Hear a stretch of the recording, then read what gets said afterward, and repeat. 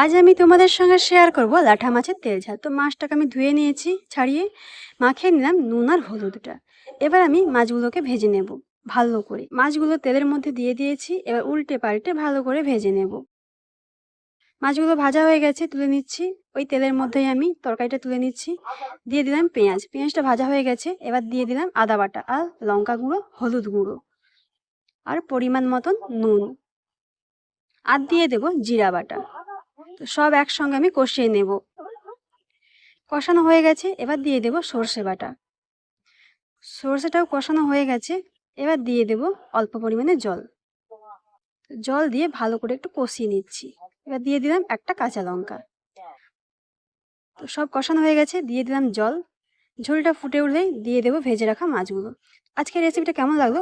ভালো লাগলে একটা ছোট্ট করে লাইক করে দেবে। তো আজকের রেসিপিটা আমার একেবারে রেডি।